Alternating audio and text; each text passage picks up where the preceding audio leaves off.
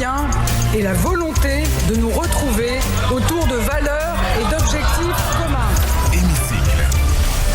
Et Hémicycle le jeudi sur Radio J, c'est avec Mathieu Slama. Bonjour Mathieu Slama. Bonjour. Vous êtes donc avec nous comme chaque jeudi pour décrypter l'actualité politique, écrivain, journaliste politique et enseignant en communication. Aujourd'hui, nous revenons avec vous sur les propositions d'Emmanuel Macron pour modifier la Constitution.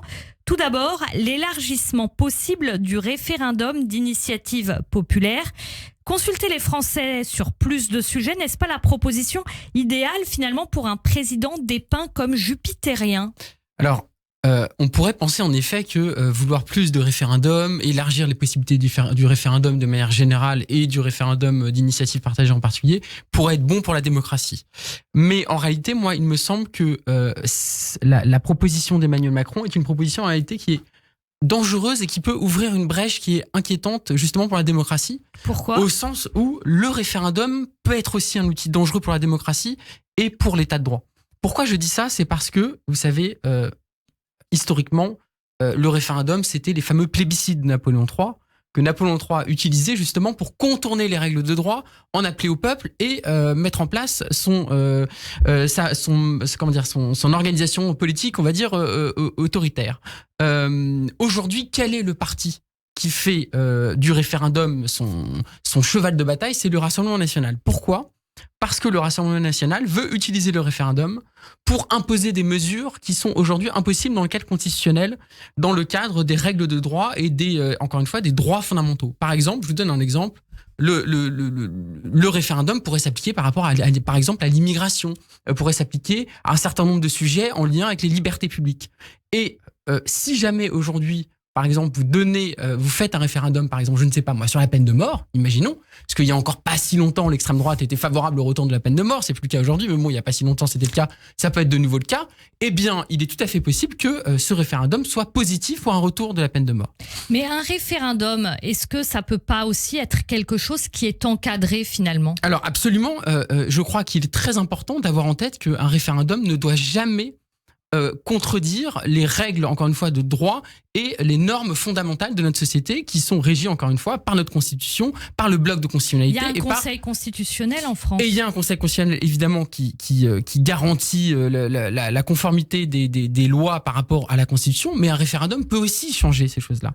Et ce qui est important de dire, c'est que le référendum, c'est une forme aussi de populisme démocratique qui permet, encore une fois, d'attenter un certain nombre de droits fondamentaux. En tout cas, c'est une possibilité. Et je donnais l'exemple de la peine de mort, mais on pourrait donner plein d'autres exemples. Sur l'immigration, par exemple, si demain, vous faites un référendum sur, par exemple, la fermeture des frontières et expulser tous les sans-papiers de France, il est tout à fait possible, vu l'état de l'opinion actuellement qui se droitise énormément, il est tout à fait possible que le résultat du référendum soit favorable à ce type de mesures qui sont pourtant contraires aux droits de l'homme et aux droits fondamentaux.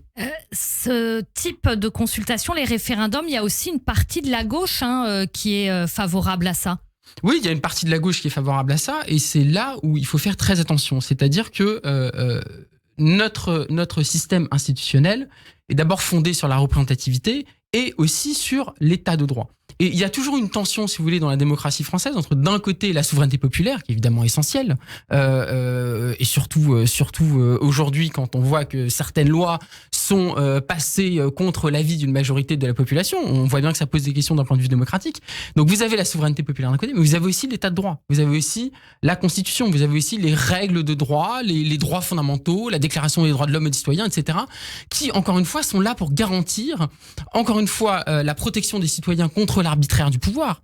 Mais je dirais même, si je suis un peu provocateur, la protection des citoyens contre leur propre arbitraire. Quand des fois, évidemment, parce que dans l'air du temps, il y a une espèce d'esprit populiste qui règne, eh bien, les citoyens peuvent être séduits par un certain nombre de mesures qui seraient liberticides ou attentatoires à des droits fondamentaux de minorités ou de personnes variées. Finalement, un référendum, c'est pas une façon de contrebalancer le 49.3, même si ça n'a rien à voir, en tout cas dans l'esprit, dans ce que ça peut renvoyer. Eh bien, justement, je pense que c'est une mauvaise réponse à un vrai questionnement sur le problème de notre démocratie aujourd'hui. On voit bien que la Ve République arrive au bout de son existence. On voit bien en fait qu'elle permet une méthode de gouvernement qui est finalement assez autoritaire, en tout cas assez verticale. On voit avec Emmanuel Macron la manière dont, avec une majorité relative à l'Assemblée, il gouverne de manière très solitaire, très verticale, en actionnant, si vous voulez, tous les boutons de la Constitution qui permet finalement de bypasser un peu le Parlement. Donc 12-49-3 en l'espace d'une année, c'est, je crois, un record dans l'histoire de la Ve République, ou pas loin. Oui, mais sur l'espace d'un an, si vous voulez, je crois que c'est en tout cas quasiment un record. Et donc, on voit bien en réalité que le Parlement est méprisé, que les oppositions sont méprisées et qu'on a un régime, et Raymond Aron d'ailleurs, qui n'était pas de gauche, qui était un auteur libéral de droite et même plutôt conservateur, disait bien que la Ve République donnait des pouvoirs démesurés à l'exécutif et pas suffisamment de pouvoir au Parlement. Donc on voit bien que la Ve République, ça n'est plus possible aujourd'hui.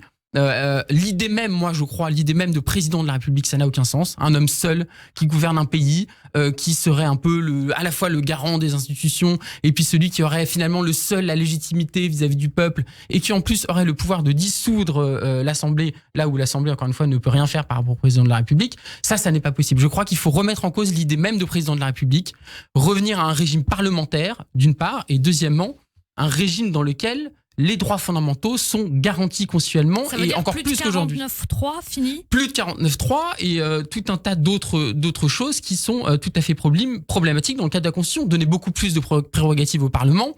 L'opposition a trop peu de pouvoir aujourd'hui. L'opposition a, je crois, une journée par session où elle peut discuter de ses projets, de ses propositions de loi. Ça n'a pas de sens. Donc il faut redonner du pouvoir au Parlement. Et puis d'autre part, garantir encore une fois davantage l'indépendance du Conseil constitutionnel, parce qu'encore une fois le Conseil constitutionnel c'est le garant de nos droits fondamentaux et du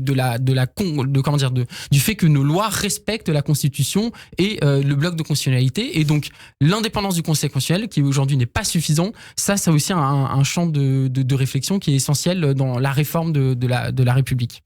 Merci beaucoup Mathieu Slama d'avoir été avec nous comme chaque jeudi dans l'hémicycle sur Radio J. Bonne fin de journée à vous. Merci. Merci.